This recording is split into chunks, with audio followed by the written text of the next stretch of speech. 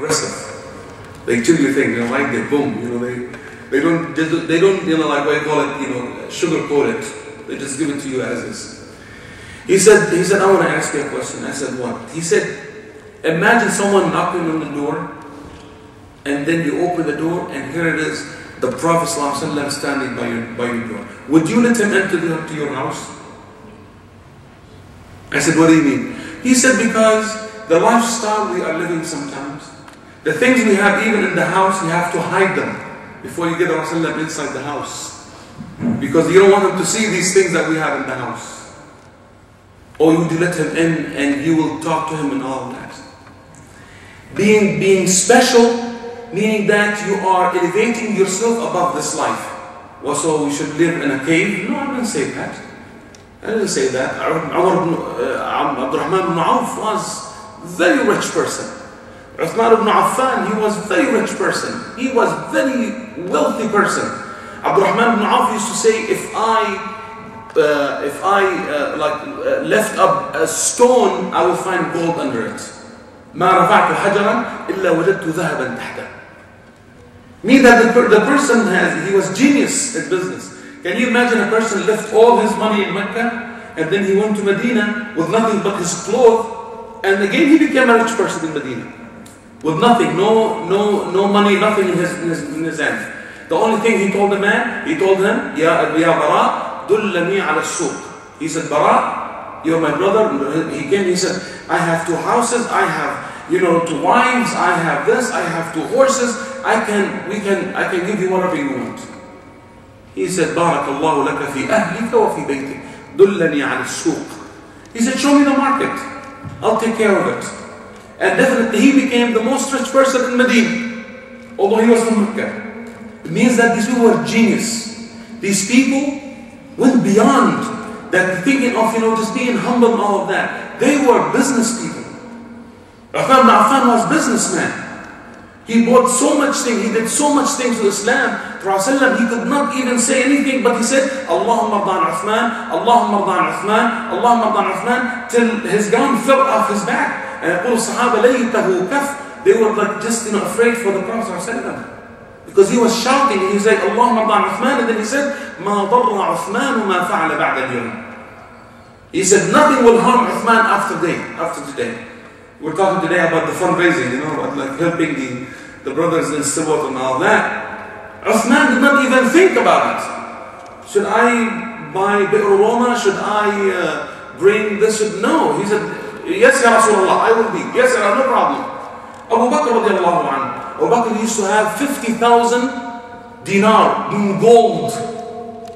So these people around Prophet, they were not just poor. If you always talk about Bilal radiallahu anhu, and Khabbab ibn Arat, and Yasir, Ammar ibn Yasir, all these people were poor and all that. Yeah, they were poor, but at the same time, they were rich from inside. Bilal could have came to Abu Bakr, he told him, Abu Bakr, give me half of your wealth. Abu Bakr will not say no. He will never say no to Bilal. He will give it to him. But Bilal was confined with himself. He said, this is what I want to be. Umar radiallahu anhu, he used to have patches in his clothes. You remember the story of Umar radiallahu anhu? They said 24, 27. He could have, he had the biggest, we call the treasury department. He just go in there and he just grab some and here you go. Give me some new clothes, man. I'm the Khalifa. But he did not. Why? Because he was confined. He was rich from within. That's what the Prophet ﷺ have told them to be. And that's what we're going to talk about tonight. So the Prophet ﷺ have started this da'wah with what? With 4 surahs and 1 fard, which is salah. 4 surahs. He had Surah Al-Alaq, he had Surah Al-Muzammil, he had Surah Al-Muddathir, and he had Surah Al-Fatiha. And Allah told him, go and deal with these people in Mecca. You need to plan, you need to do things. So, to be really a successful person and to be a strong person with all these characteristics of the companionship that he did not lose. Abu Bakr was rich, but he did not lose the companionship. Umar was rich, but he would never lose his companionship, and so on and so forth. The Prophet ﷺ was looking for these men. He told the companions one time, he said, Abu Bakr, ما سبقكم بصلاة أو صيام أو صدقة. He said he was never ahead of you because of the salah, because you all pray here behind me. But the difference is, ولكنه إيمان وقر في قلبه. It is iman that dwelled in his heart, that he had no doubt about that. No doubt. He said, ما كلمت أحدا في الإسلام إلا فكر.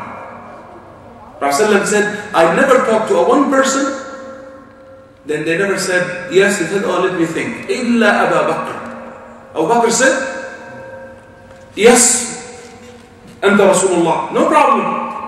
Let's go. What's next? I am ahead of you. I want to be ahead of everybody. This is the way the Prophet ﷺ have chosen that. Number one, and I hope inshallah you take up with these numbers. I like to put numbers. Number one, they say spiritual balance into your life. And what I mean by that, to have and to feel success within yourself first. How can you accomplish that? The balance.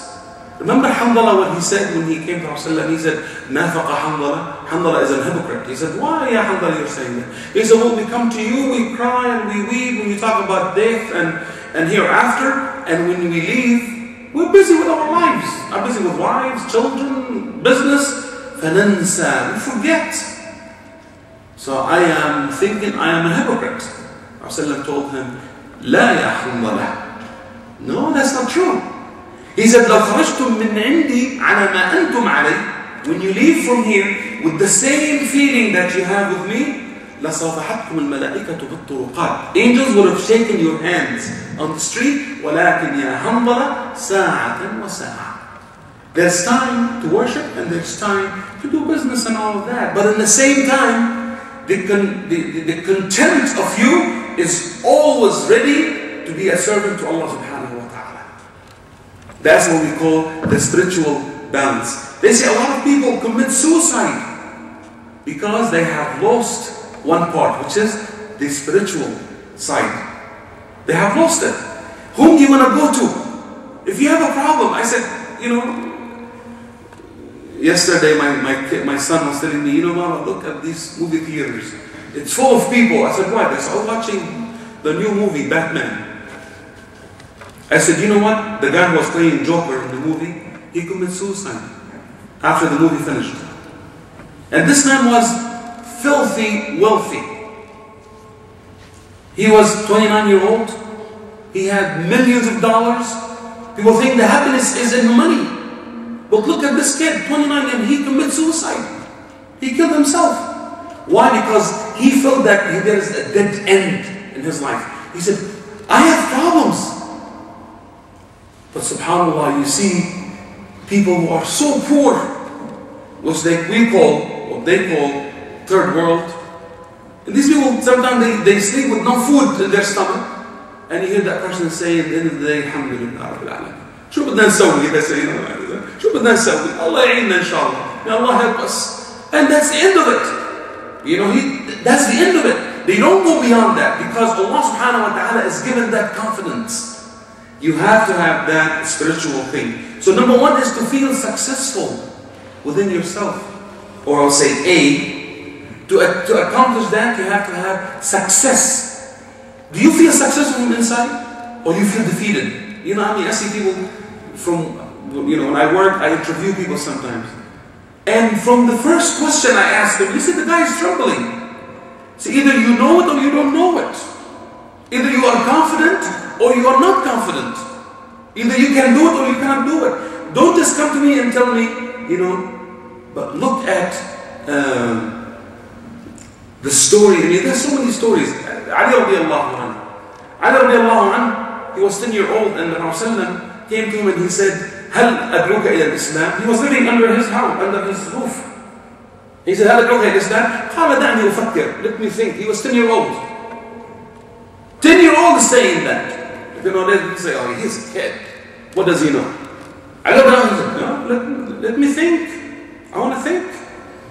And the next day he said, هل فكرت? Did you think? He said, أعد علي مقولتك. Tell me again, repeat again for me, what did you say last time? And nowadays he said, you're living under my roof, you're eating from my food, and you're doing this. He slapped him silly and he said, get in. What's wrong with you, boy? But look at success, how the Prophet have given it in the hearts of people. And he told them, he said, and he repeated, he said, أشهد أن لا إله إلا الله